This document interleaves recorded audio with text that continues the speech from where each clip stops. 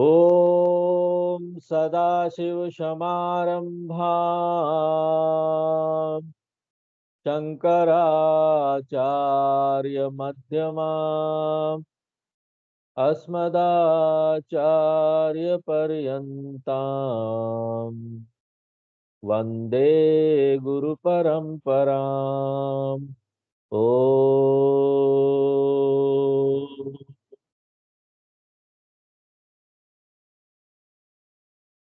तो भगवान राम वनवास के लिए निकल गए हैं। तमसा नदी तक अयोध्या वासी लोग भी आते हैं। पहला पड़ाव होता है और रात को जब सब लोग सो रहे होते हैं तो राम जी, सीता जी, लक्ष्मण जी और सुमंत ये चुपचाप वहां से निकल जाते हैं ताकि अयोध्या वासियों को समझाना ना पड़े, क्योंकि वो सब लोग बहुत दुखी थे और राम जी के साथ आकर बहुत प्रसन्न थे। इसलिए उनको समझाना बहुत कठिन होता, इसलिए चुपचाप उनके सोते समय वो सब लोग वहां से निकल गए। और दूसरा पड़ाव उन्होंने श्रृंगवेरपुर में डाला। आज के डेट में ये श्रृंगवेरपुर प्रयाग से जो लखनऊ वाला जो रास्ता है, जो राजमार्ग है जो वहां से आता है, उसमें करीब 45 किलोमीटर दूर पर श्रृंगवेरपुर है, गंगा नदी के किनारे। वहां पर उनका दूसरा डेरा होता है राम जी का। और वहां पर एक निषाद राज का राज्य था। उन्होंने बहुत ही प्रेम और भक्ति के साथ राम जी का स्वागत किया और उनकी सेवा में कोई कमी नहीं रखा। अब राम जी क्योंकि वनवास में जा रहे थे, इसलिए वो उनका आतिथ्य उनके घर में आकर स्वीकार नहीं कर सकते थे। उनको वहीं बाहर कहीं पेड़ के नीचे अपना समय व्यतीत करना पड़ा। लेकिन निषाद राज उनकी बहुत ही सेवा कर रहे थे, उनके लिए फल वगैरह लेकर आए। हाँ, रात भर पहरा देते रहे उनके सामने बैठकर लक्ष्मण जी के साथ। और राम जी ने भी निषाद राज का बहुत सम्मान किया। अब ये निषाद लोग जो होते हैं वो जानवर मारकर जानवर के ऊपर जिंदा रहते हैं। उनका घर भी उनकी हड्डियों से, उनके चमड़ों से ऐसे बना हुआ होता है। लेकिन यहाँ पर ऊंच और नीच का कोई भेद नहीं था। यहाँ तो बस प्रेम बह रहा था। भगवान जहां जाते हैं वहां सब ऊंच और नीच का भेद खत्म हो जाता है। जहां भगवान की भक्ति नहीं रहती ना, वहीं पर ऊंच नीच का भेद रहता है। अगर भगवान के प्रति भक्ति होगी तो जाहिर सी बात है हम किसी से घृणा करेंगे ही नहीं। क्योंकि कौन भगवान का रूप नहीं है, यहाँ पर किसके अंदर भगवान नहीं है? सबके भीतर भगवान है। अगर हमारे भीतर भगवान है तो सबके भीतर भगवान है। कण कण में है भगवान, शास्त्र भी बोलते हैं, हम भी बोलते हैं। तो फिर किससे भेदभाव किया जाए, किससे ऊंची नीची जाति किया जाए? ये तो आगे जाकर दर्शन में शंकराचार्य जी भी बोल देते हैं, कि यहाँ पर ना कोई स्त्री है ना पुरुष है, ना ही यहाँ पर कोई ब्राह्मण है ना क्षत्रिय है। एकमात्र एक ब्रह्म, वो आत्मा है। और ये बात समझ में तभी आएगी जब भक्ति होगा ना, प्रेम होगा। इसलिए भक्ति और प्रेम जहां पर होता है ना, वहां पर कोई ऊंची और नीची जाति जैसी बात ही नहीं होती। समाज में ये भेद हमको दिखाई देते हैं क्योंकि समाज के ज्यादातर लोग लौकिक दृष्टि से देखते हैं, भौतिक जीवन जी रहे हैं। उनको भगवान की भक्ति से कोई लेना देना नहीं है।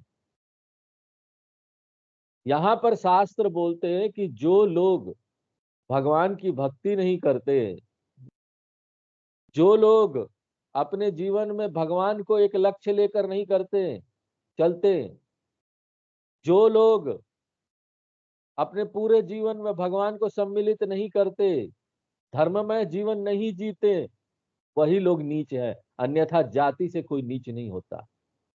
समाज के सभी वर्ग जो है ना, वो समाज के स्तंभ है। सबका यहाँ पर काम है, और कार्य में कोई ऊंचा नीचा नहीं होता, सबका अपना कार्य है। अगर हमको सेवा का कार्य मिला है, बोरा उठाने का काम, लेबर का, तो वो भी काम है। और अगर ऑफिस में हमको यहाँ पर लिखा पढ़ी का काम मिला है, तो वो भी काम है। हम कोई मिनिस्टर है, मंत्री है, तो वो भी काम है। काम कोई ऊंचा नीचा बड़ा छोटा नहीं होता। पैसे कम ज्यादा जरूर मिलते हैं, पैसे के हिसाब से जरूर होता है, लेकिन धर्म के हिसाब से नहीं है। कोई भी काम ऊंचा नीचा छोटा बड़ा भगवान की दृष्टि में नहीं है, शास्त्रों की दृष्टि में नहीं है। भगवान राम ने भी निषाद राज से प्रेम पूर्वक मिलकर इसी बात को सिद्ध कर दिया। यही शास्त्र की व्यवस्था है। आज के डेट में ये प्रसंग बहुत महत्वपूर्ण है। हमको ज्यादा से ज्यादा लोगों तक प्रचार करके इस प्रसंग को पहुंचाना चाहिए, क्योंकि आज सबसे बड़ी कमी जो है हिंदुओं में एकता की, वो आपस में जाति का भेदभाव जो है। जातीय भेदभाव के कारण हिंदू बढ़ जाते हैं, और बंटने के कारण ही लुट जाते हैं, कट जाते हैं। हमारे उत्तर प्रदेश के मुख्यमंत्री योगी आदित्यनाथ जी ने ठीक ही कहा था कि बटेंगे तो कटेंगे। और हिंदुओं का बंटना एक ही चीज में होता है, जाति में। जाति को बहुत महत्व दे देते हैं। इसलिए आज के इस संदर्भ में, आज के वातावरण में, आज के समय में ये बात जरूरी है कि ऐसी चीजों को, ऐसी कहानियों को, ऐसी कथा को, ऐसा जो इतिहास में घटना हुआ है उसको निकाल करना सब जगह प्रचार प्रसार किया जाए, बताया जाए। पुराने जो लोग हुए इतिहास में, जो आज अपने आप को बोलते हैं या लोग मानते हैं कि ये नीची जाति या उनके उनके भगवान हैं, उनका प्रतिनिधित्व करते हैं, उन्होंने संविधान बनाया, ठीक है, ये अच्छी बात है। ऐसे लोग भी जिन्होंने महान काम किया है, उनकी महिमा का गुणगान होना चाहिए। लेकिन इससे ये नहीं सिद्ध हो जाता कि हमको ना ये हमारे इतिहास की घटना और इतिहास की बातें जो आज के समय में बहुत महत्वपूर्ण है, उसको भूल जाना चाहिए। आज अगर हमको जातीय एकता की बात करनी है ना, तो हमको निषाद राज का उदाहरण लेना चाहिए। भगवान राम जब निषाद राज से मिलते हैं, तो उसका उदाहरण लेना चाहिए। उसको ही समाज में यहाँ पर फैलाना चाहिए, एक प्रतीक के रूप में, जातीय एकता के प्रतीक के रूप में। तो शास्त्र किसी को ऊंचा नीचा नहीं बोलते हैं। अगर कोई शास्त्र की इस तरह से व्याख्या कर रहा है, तो उसको शास्त्र की मनसा, शास्त्र क्या चाहते हैं, ये बात अभी तक समझ में नहीं आई है। देखो, भगवान राम जब निषाद राज को अपने वनवास की बात बता रहे थे, तो वहां पर अन्य पूर्ववासी खड़े थे, उन्होंने भी ये बात सुनी। राम लखन सिय रूप निहारी। वे लोग भगवान राम, लक्ष्मण और सीता जी के सुंदर स्वरूप को निहार कर आपस में चर्चा करते हैं। एक व्यक्ति कहता है कि भला वो कैसे क्रूर माता पिता होंगे, जिन्होंने ऐसे सुंदर सुकोमल बालकों को वन में भेज दिया। उसी समय दूसरा व्यक्ति कहता है, भल भूपति की ना। भाई, राजा ने अच्छा ही किया जो इन्हें वन में भेजा, इसी बहाने विधाता ने हमें इनके दर्शन तो करा दिए, वरना हम कहा निषाद लोग, वनवासी लोग इनका दर्शन कैसे कर पाते। देखो, यहाँ पर देखो, बात एक है, घटना एक ही है ना, परंतु अलग अलग व्यक्ति इसका अलग अलग इंटरप्रिटेशन करता है, इसकी व्याख्या करता है अपने भीतर के संस्कारों के अनुसार। जैसा जिसके मन में संस्कार भरा हुआ होगा, वो वैसे ही उस घटना को देखेगा और उस घटना को उस अपने अनुरूप उसकी व्याख्या करेगा कि ये ऐसा ऐसा है, और उसमें से वो निष्कर्ष निकालेगा। इसलिए हम संसार में किसी को देखेंगे, कई लोग हैं विपरीत विचारधारा के हैं, मेरे विचार से उसका विचार मिलता नहीं है, तो हमको व्याकुल नहीं होना चाहिए। लोग जैसे हैं वैसे हैं, हमें अपनी निष्पक्ष सोच को बनाए रखना चाहिए। ये संसार तो ऐसा ही रहेगा, इसमें लोग होंगे जो अलग अलग सोच रखते हैं। हम जरूर सोच को नहीं स्वीकार करें, लेकिन ना हम लोगों को स्वीकार कर सकते हैं। हमको लोगों से घृणा करने की जरूरत नहीं, हमको सोच से घृणा करनी चाहिए। सोच को दूर हटाना चाहिए कि ये सोच सही नहीं है।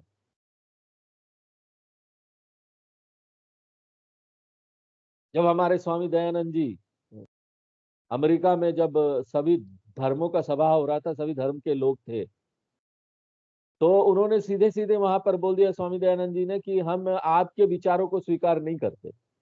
हमारा अपना विचार है सनातन धर्म का, और वो विचार ये है जो आपके विचार से नहीं मिलता है। साफ साफ उन्होंने बोल दिया। लेकिन इसका ये अर्थ नहीं है कि मैं आपसे प्रेम नहीं करता हूं या आपको स्वीकार नहीं करता हूं। आपको स्वीकार करने का ये अर्थ नहीं है कि मैं ना आपके विचारों को भी स्वीकार करूं। कोई जरूरी नहीं है। परिवार में भी होता है ना, हमारे एक दूसरे के विचार नहीं मिलते। विचार नहीं मिलते हैं तो लोग ना उसे बात करना ही छोड़ देते। अरे विचार नहीं मिलता, अरे कैसा है, बेकार है, दूर हटाओ। कोई जरूरी नहीं कि विचार मिलेंगे। और विचार नहीं मिले, चलो तुम्हारे अलग विचार है, मिले अलग विचार है, विचारों से क्या लेना देना। व्यक्ति को हम स्वीकार करते हैं, विचार आप अपना रखिए। अपना विचार, अपना अपना विचार रखते हुए भी हम एक दूसरे से प्रेम बनाए रख सकते हैं। इसी तरह इतने सारे धर्म हैं, अलग अलग धर्म होते हुए, अलग अलग लोगों के विचार होते हुए, अलग अलग अलग दिशा होते हुए भी एक दूसरे में प्रेम बनाए रख सकते हैं। व्यक्ति से घृणा नहीं करना, विचारों को दूर रखना है। जो विचार सही नहीं है उसको दूर रखिए। हम नहीं मानते, सीधे बोलिए, मुंह पर बोलिए हम नहीं मानते।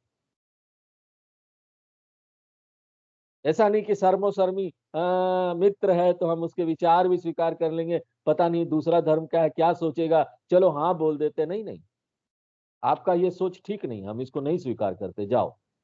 किसी भी धर्म के हो आप। हमारा सनातन धर्म का जो सोच है वो सार्वभौमिक सोच है, यूनिवर्सल नियम है। इस प्रकृति को, इस ब्रह्मांड को ध्यान में रखकर बनाया गया है ये धर्म। ये कोई एक लोगों के विचारों को बढ़ावा देने के लिए या उनके एजेंडा को बढ़ावा न देने के लिए कोई ना इस तरह से धर्म नहीं बनाया गया। ये धर्म तो प्रकृति को ध्यान में रखकर, उसके सत्य को ध्यान में रखकर, इस प्रकृति का रहस्य क्या है, वो किस नियम से चलती है, इसको ध्यान में रखकर इस धर्म को बनाया गया है। इसलिए इस धर्म में हर चीज सत्य है, कभी बदलता नहीं। इसलिए तो सनातन नाम दिया गया, सनातन धर्म। जो पहले भी जैसा था आज भी वैसा है, क्योंकि ब्रह्मांड तो बदलता नहीं। ये संसार वैसे ही चल रहा है, जैसा पहले था आज भी वैसे ही चल रहा है। वो तो हम हैं जिन्होंने अपने कर्म करने की स्वतंत्रता का उपयोग करते हुए कुछ कुछ गड़बड़ किया है, जिसके कारण से यहाँ पर पर्यावरण में प्रदूषण हो गई है। एयर पॉल्यूशन हो गया है, वाटर पॉल्यूशन हो गया है, सब प्रदूषित हो गया है, जिसके कारण से ना ये जो नियम जो चल रहे थे वो नियम बदल रहे हैं। बारिश पहले आ जा रहा है, ठंड बाद में आ रही है। जो पेड़ पौधे अपने समय पर उगते थे वो समय पर उग रहे हैं। 12 महीने जो चीज नहीं मिलती थी अब वो भी फल मिल जाते हैं, आपको सब्जी मिल जाती है। तो इस तरह से ये हमारे ही अपने कर्म करने की स्वतंत्रता है। हमारे कर्म के कारण ही ये सब गड़बड़ हुआ है, वरना सृष्टि तो जैसी है ऐसी है, निष्पक्ष है। वो अपना काम कर रही है, नियम के अनुसार आज भी काम कर रही है। हमको अपने निष्पक्ष सोच को बनाए रखना चाहिए, जिसको बोलते हैं सनातन सोच, सनातन विचार।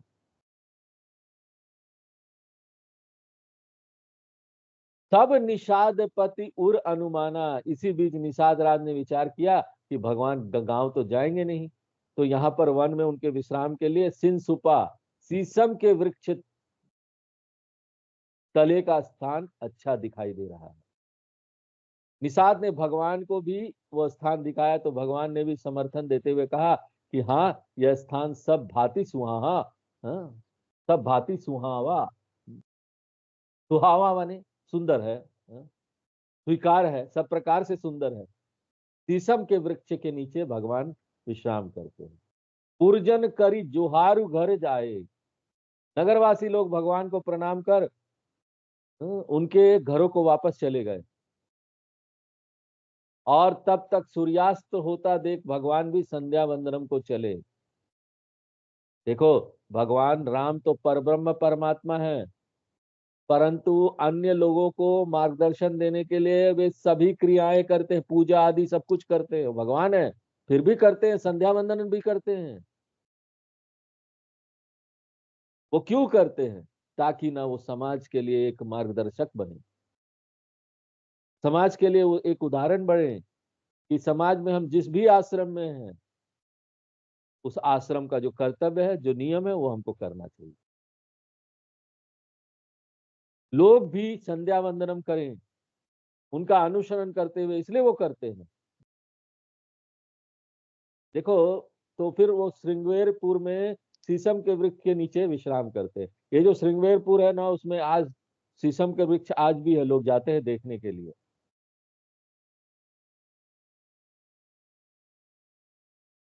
जिसके बारे में प्रसिद्ध है कि ये उन्हीं प्राचीन वृक्षों के बीज वृक्ष, परंपरा से आते हुए वृक्ष है, जिनके नीचे भगवान राम ने रात्रि में विश्राम किया था। अब वो उतना पुराना वृक्ष तो नहीं होगा, लेकिन उसी बीज से, उसी बीज के आगे के बीज से इस तरह से ये पेड़ हुआ है। वो पेड़ आज भी है वहां पर। तो भगवान राम अपनी सारी क्रियाएं करते हैं। शास्त्र ने जीवन के जो नियम बना दिए हैं, जो भी काम करने को हमको दिया है, आश्रम के अनुसार जो भी कर्तव्य है, स्वधर्म, सामान्य धर्म है, वो अपने अच्छे संस्कार बनाने के लिए है। इन नियमों को जानकर हमको इनका अनुसरण करने में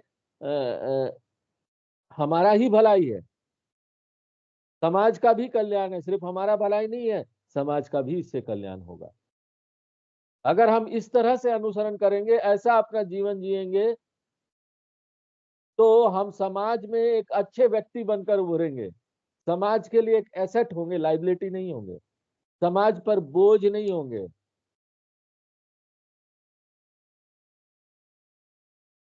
क्यों? समाज के लिए हम देवता होंगे। एक ऐसा व्यक्ति जो ना समाज के लिए एसेट है, समाज के लिए कुछ करता है, समाज में योगदान दे रहा है। आखिर हम बने तो योगदान देने के लिए है ना। हम इस संसार में क्यों आए हैं?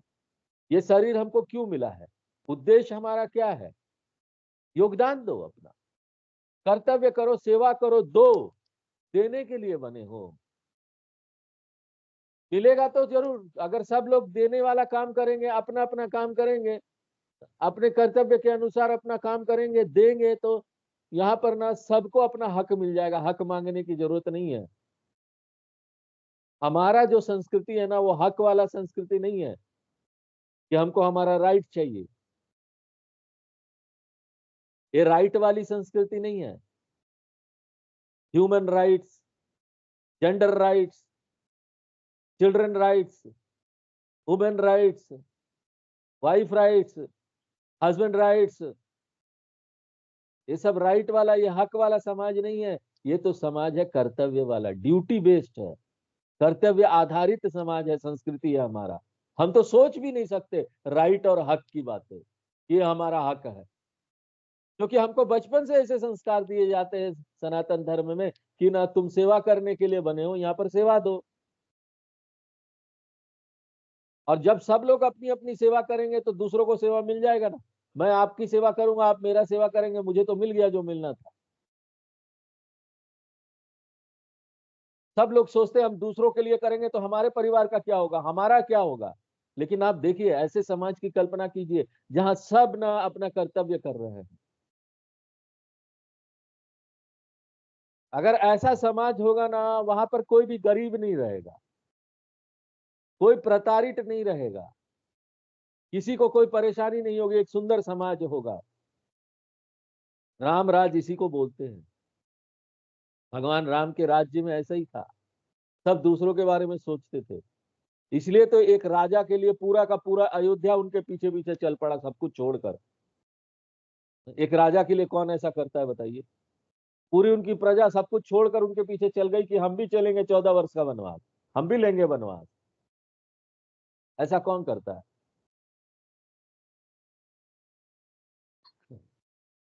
चमकती रहे।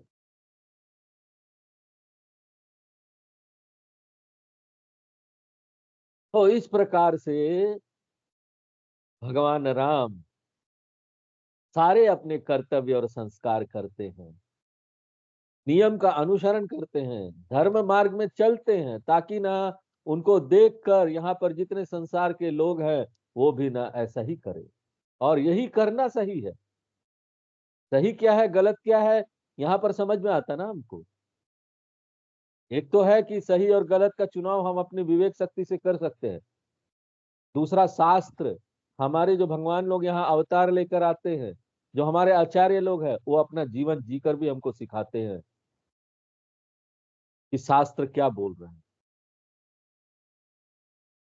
आप शास्त्र को पढ़कर भी समझ सकते हैं, और अगर शास्त्र नहीं पढ़ रहे हैं तो कथा से भी समझ सकते हैं। भगवान की कथा सुन रहे, भगवान ने जैसा जिया वैसा हमको जीना है। आचार्यों की बात सुनते हैं, जैसा आचार्यों ने जिया वैसा हमको जीना है।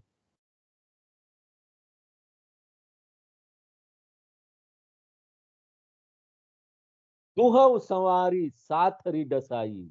इधर गुह जो निषाद राज थे, उन्होंने भूमि पर पहले कुश बिछाकर उसके ऊपर वृक्ष के कोमल पत्ते बिछा दिए। इस प्रकार उसने भगवान की सेवा करने के लिए कोमल सैया बनाकर तैयार कर दी।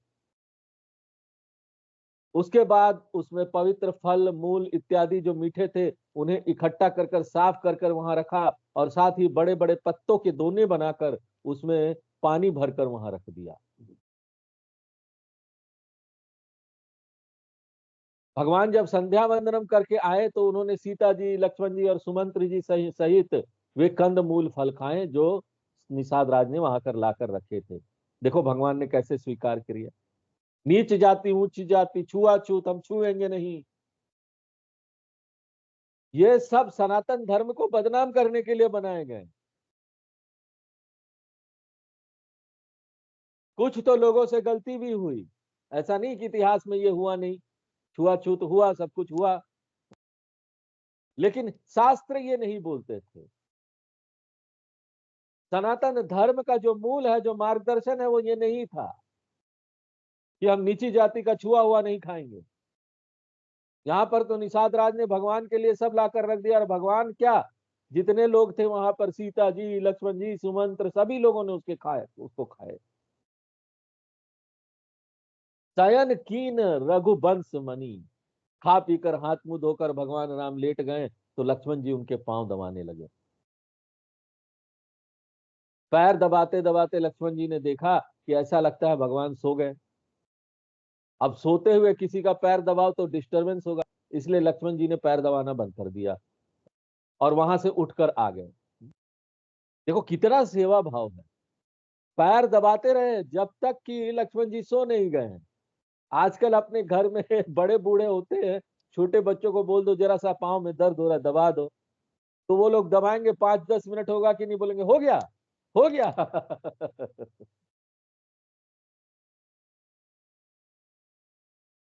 बड़ा उत्साह के साथ आएंगे कि दादाजी, पिताजी, हमको आपकी सेवा करनी है, थोड़ा लाइए, हाथ दबा देते हैं, आपका पाँव दबा देते हैं।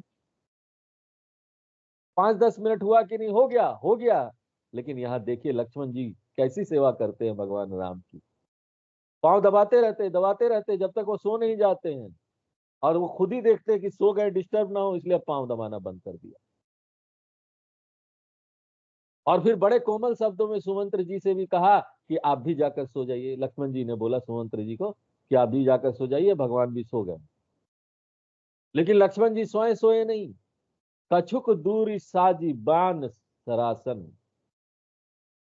वहां से थोड़ी दूर हटकर लक्ष्मण जी अपना धनुष्मान तैयार करके विरासन पर बैठकर सजग सावधान होकर पहरा देने लगे।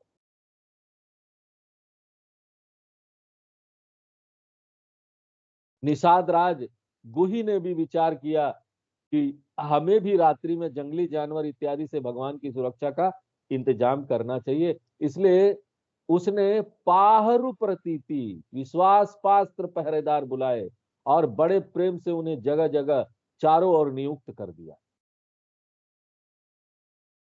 कटी भांति सर चाप चढ़ाई, निषाद स्वयं भी कमर में तरकस बांधकर और धनुष पर बाण चढ़ाकर लक्ष्मण जी के साथ जाकर बैठ गए। खुद भी पहरा देने लगे लक्ष्मण जी के साथ।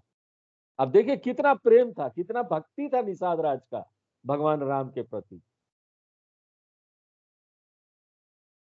सोवत प्रभु ही निहारी निषाद, भगवान राम को भूमि पर सोते देखकर प्रेम के कारण निषाद को बड़ा विषाद हुआ। उसके हृदय में बहुत प्रेम उबड़ा तो उसका शरीर पुलकित हो गया और नेत्रों से अश्रु बहने लगे। तब वह बड़े प्रेम पूर्वक अपने भाव लक्ष्मण जी को बताने लगा। वह कहता है कि महाराज दशरथ का राजमहल तो बहुत ही सुंदर होगा, प्राकृतिक रूप से सुंदर होगा, कि इंद्र का भवन भी न पटतर पावा, उसकी बराबरी नहीं कर सकता, इतना सुंदर होगा। अयोध्या के सुंदर राजभवन में मणि जड़ित चौबारे, छत पर खुली बारादरी बने हुए हैं जो इतने सुंदर लगते हैं मानो कामदेव ने अपने हाथ से बनाए हों। सुचि सुविचित्र सुभोगमय सुमन सुगंध सुदास, उन चौबारों में बड़ी पवित्र अद्भुत बड़ी सुखदाई पुष्पों की सुगंध बसी रहती है और बड़े सुंदर पलंग वहीं पर बिछे हैं जिसके पास मणियों के दीपक रखे हुए हैं। इस प्रकार से उनके शयन कक्ष में सब प्रकार का पूरा आराम है। भगवान राम जहां सो रहे थे वहां पर उस शयन कक्ष में, उनके राजमहल में। तुलसीदास जी जब कहीं कोई शिक्षा देना चाहते हैं तो उस प्रसंग का बड़े विस्तार से वर्णन करते हैं। अब यहाँ पर राजमहल का वर्णन हो रहा विस्तार से, कुछ ना कुछ वो शिक्षा देना चाहते हैं। यहाँ पर वो राजमहल के शयन कक्ष की सुविधाओं का विस्तृत वर्णन इसलिए कर रहे हैं क्योंकि निषाद की दृष्टि में उसकी तुलना में वन के पेड़ के नीचे घास फूस व पत्तों की सैया पर लेटना बड़ा दीनता का विषय है। इसलिए निषाद को विषाद हो रहा था, दुखी हो रहे थे वो। उनको अच्छा नहीं लग रहा था कि एक राजा जो राजमहल में इतनी सुविधाओं में रह रहा था आज उसको पत्तों के बिस्तर पर सोना पड़ रहा है। उसकी दृष्टि में राजभवन के शयन गृह में लेटना प्रसन्नता का विषय है। देखिए यहाँ पर देखते हैं कि निषाद की दृष्टि ना अज्ञानी लोगों की दृष्टि है। वो कामनाओं से ग्रसित है, इसलिए ठीक से विचार नहीं कर पाते। लेकिन जिन्होंने राजभवन में रहकर वहां की सुख सुविधाओं से होने वाले हानि को विचार पूर्वक पहचान लिया है और भोग विलास के जीवन का स्वेच्छा से परित्याग किया कर दिया है। देखो बहुत ध्यान रखें, स्वेच्छा बोला जा रहा है, वॉलेंटरली भोग विलास वाले जीवन का परित्याग करना वॉलेंटरली। अगर ऐसा कोई करता है ना तो उसके समान सुखी फिर इस दुनिया में कोई नहीं है। वो सबसे सुखी व्यक्ति है इस दुनिया का।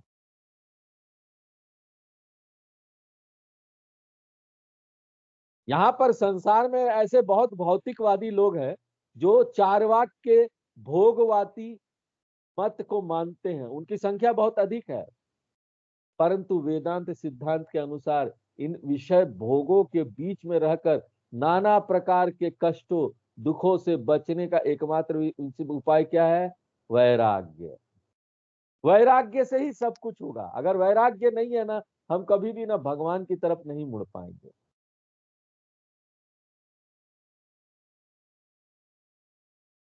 एक बार स्वामी चिन्मयानंद जी कहीं जा रहे थे, उनको फ्लाइट में जाना था। वो जाते थे, पूरे दुनिया में घूमते थे, प्रवचन देते थे अंग्रेजी में, तो फ्लाइट का भी उपयोग करना पड़ता था। बिना फ्लाइट के तो जा ही नहीं पाएंगे, जाने का मार्ग ही वही है। तो एक बार वो जा रहे थे कहीं, तो उनके बगल में एक व्यक्ति बैठा फ्लाइट में। और वो व्यक्ति पहचान गया, अरे आप तो वही प्रसिद्ध स्वामी चिन्मयानंद जी हैं। हाँ, तो आप तो वेदांत के बारे में बहुत बोलते हैं। उन्होंने बोला आप ना हमको वेदांत एक लाइन में समझा दीजिए जल्दी में। बहुत बिजी बिजी जो लोग हैं ना, वो लोग सोचते हैं हम एक लाइन में बस समझ जाएं। एक लाइन में शास्त्रों को कभी नहीं समझा जा सकता। इसलिए तो हमारे आचार्यों ने इतना लंबा लंबा व्याख्या किया है, इतने विस्तार से गहराई में जाकर उसको समझा है। ये बताया हमको कि हमको भी गहराई में जाकर उसको समझना होगा, और वो ना एक लाइन में नहीं हो सकता, एक दिन में नहीं हो सकता, उसके लिए समय देना पड़ता है। और उसी गहराई में जाने से हमारा जीवन बदलता है, शास्त्रों को समझने से, गहराई में जाकर समझने से। वर्षों वर्षों तक इसकी साधना करनी होती है, शास्त्रों की साधना। तो जाकर ना हमारे मन में ये बात, गहराई वाली बात सूक्ष्म रूप से वो बैठती है। तो वो व्यक्ति पूछता है हमको वेदांत बता दीजिए एक लाइन में। तो स्वामी चिन्मयानंद जी बोलते हैं कि ना, डिटैच अटैच, अंग्रेजी में वो बोलते थे, डिटैच अटैच, छोड़ो पकड़ो, यही वेदांत है। तो उनका बोलने का क्या अर्थ था, छोड़ो पकड़ो? छोड़ो यानी दुनिया के भौतिकवादी सुख जो है ना उसको छोड़ो, और भगवान का जो सुख है ना उसको पकड़ो। छोड़ो पकड़ो, उधर से छोड़ो इधर पकड़ो। जहां सचमुच का सत्य सुख है, जो सुख का स्रोत है उसको पकड़ो ना। क्यों छोटे मोटे सुख को पकड़े हुए? वो तो सचमुच में सुख है भी नहीं, दुख है। उसको क्यों दुख को पकड़े हुए हो? सुख को पकड़ो ना।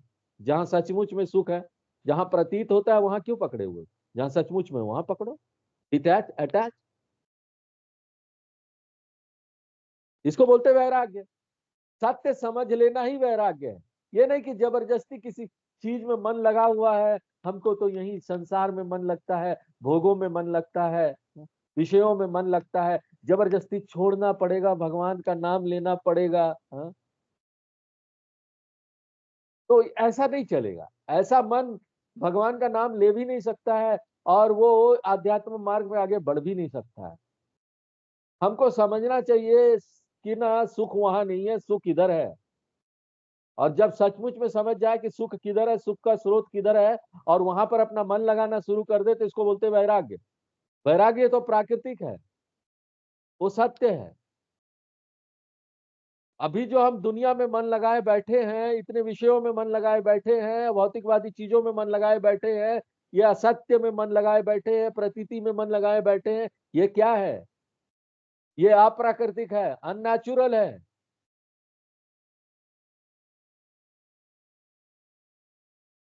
तो वैराग्य का रूप यह है कि राजभवन के सुख के साधनों में अनासक्ति हो, उसमें मूल्य वृद्धि ना हो। कि राजभवन का सुख बहुत बड़ा है, निषाद राज वही देख रहा था कि राजभवन का सुख बहुत बड़ा है। यहाँ तो भगवान राम अयोध्या छोड़कर आराम से आ गए थे, और वन में आकर भी सुख पूर्वक वास कर रहे हैं।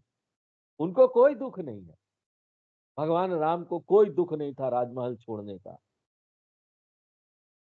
उन्होंने तो बोला आनंद आ गया, हमको तो आज्ञा पालन का अवसर मिल गया, और यहाँ पर हम वन में जाएंगे, वहां पर हमको शास्त्रों का अध्ययन के लिए भी समय मिलेगा। हाँ?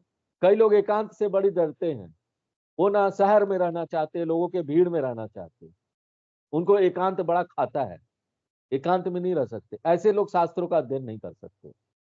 वो बहिर्मुख लोग हैं, उनको बहुत काम चाहिए, बहुत लोग चाहिए अगल बगल। एकांत में रहकर साधना वो नहीं कर पाएंगे। जबकि शास्त्र ये नियम बताते हैं कि आपको ना अंतर्मुख होना पड़ेगा, एकांत में रहकर साधना करना पड़ेगा, तभी ना आप भगवान की भक्ति कर सकते हैं, भगवान को पा सकते हैं, हाँ? आत्मज्ञान प्राप्त कर सकते हैं। अकेले रहकर, एकांत में रहकर, तो भगवान ने सोचा चलो अच्छा हुआ, ये लोग छूटे, सब कुछ छूटा, हमको एकांत मिल गया। वन में जाएंगे, वहां आचार्य लोग हैं, वहां ऋषि मुनि लोग हैं, उनका संग करेंगे, और हमको शास्त्रों का ज्ञान मिलेगा। तो उनको तो बड़ा सुख लग रहा था, उनको कोई दिक्कत नहीं हो रही थी। दिक्कत निषाद राज को हो रही थी उनको देखकर, क्योंकि निषाद राज अपनी दृष्टि से देख रहे थे। जैसी दृष्टि वैसी सृष्टि। लोग जैसा दृष्टि अपना अंदर संस्कार रखते, वैसे ही वो दूसरों को देखेंगे, वैसे ही दूसरों के बारे में सोचेंगे। तुलसीदास जी कवितावली में कहते हैं, राज विलोचन राम चले, तजी बाप को राज बटाऊ की नाई। राजीव लोचन भगवान राम अपने पिता के राज्य को भी इस प्रकार छोड़कर चल दिए, जैसे कोई राहगीर किसी पेड़ की छांव में बैठे और फिर थोड़ी देर बाद कपड़ा झाड़े और इस प्रकार चल दे, जैसे कि उस पेड़ से उसका कोई लगाव ही नहीं है। कितना सुंदर उदाहरण दिया आपने, देखा वैराग्य का, कितना सुंदर उदाहरण। राहगीर पेड़ की छांव में बैठा, जब अपना काम हो गया तो निकल लो भैया, पेड़ से क्या लेना है। इसका अर्थ है कि राज्य के सुख में भगवान का कोई ममत्व नहीं था, कोई आसक्ति नहीं थी। हमें भी जीवन में सुख शांति से रहना है तो अपने भीतर भगवान राम जैसा अनासक्ति का भाव उत्पन्न करना चाहिए। बिना वैराग्य के, बिना अनासक्ति के सुख कभी प्राप्त नहीं हो सकता। तो भर्तहरि जी भी बोल देते अपने वैराग्य शतकम में कि वैराग्य एवं सुख, वैराग्य में ही सुख है और किसी में नहीं है।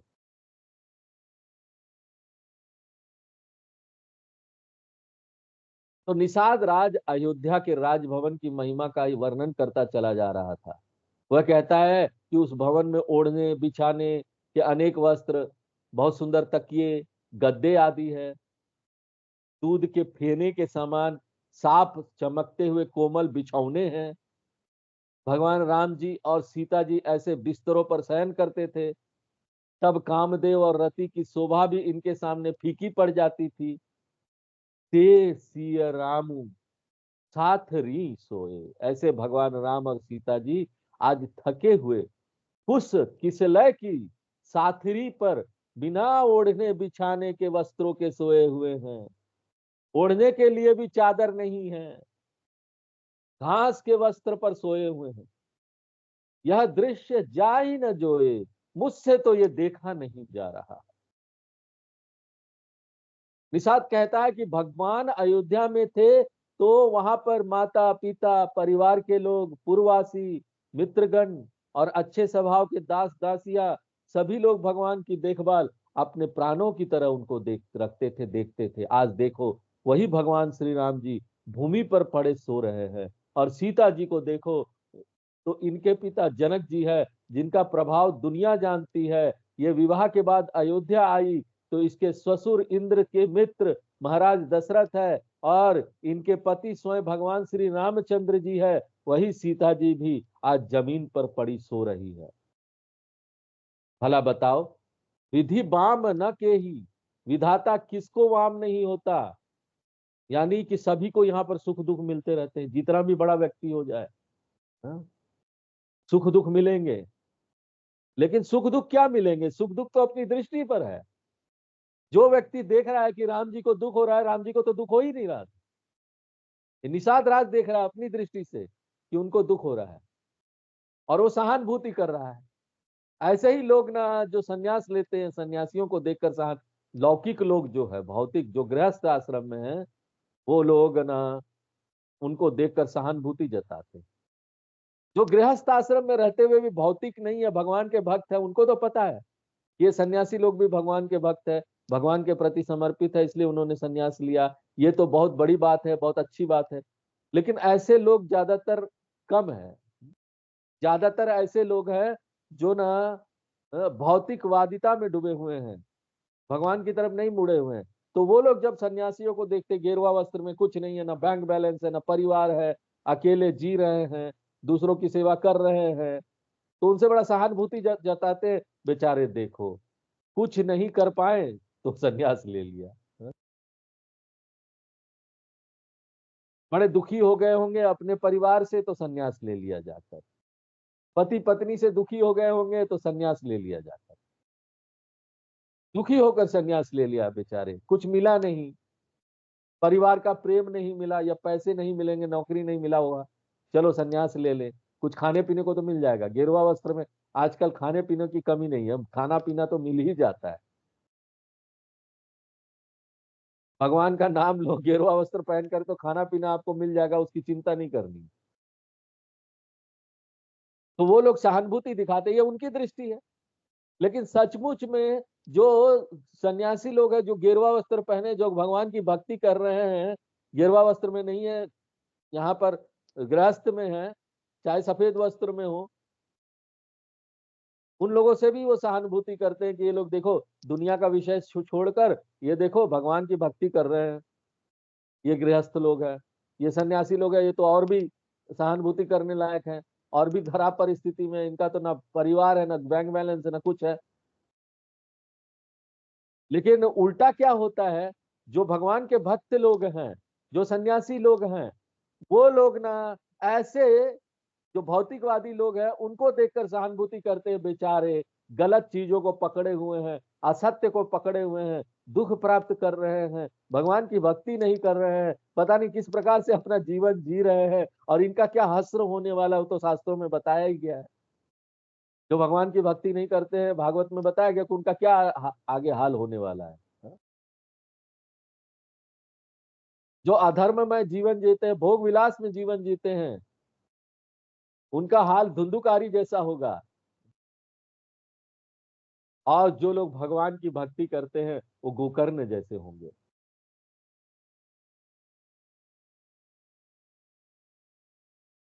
तो वहां पर दूसरी दृष्टि से देखे सन्यासियों की, या ऐसे भक्तों की दृष्टि से जो गृहस्थ आश्रम में है, ऐसे लोगों की दृष्टि से देखे, तो दूसरी तरफ के जो भौतिकवादी लोग हैं ना, वो लोग सहानुभूति करने लायक है, वो लोग दुख में हैं। तो ये तो अपनी अपनी दृष्टि है सुख दुख का। आप सत्य की तरफ है या असत्य की तरफ है, निर्भर करता है कि आपकी दृष्टि क्या है, उसी से आपको सुख दुख मिलने वाला है। तो इसलिए दृष्टि बदलो, सब कुछ यहां बदल जाता है। नजर बदली, निजारे बदले, यही दुनिया है। चलिए आज यही विराम देते हैं, आगे फिर नेक्स्ट क्लास में। ओम पूर्णमदः पूर्णमिदं पूर्णात् पूर्णमुदच्यते पूर्णस्य पूर्णमादाय पूर्णमेवावशिष्यते। ओम शांति शांति शांति।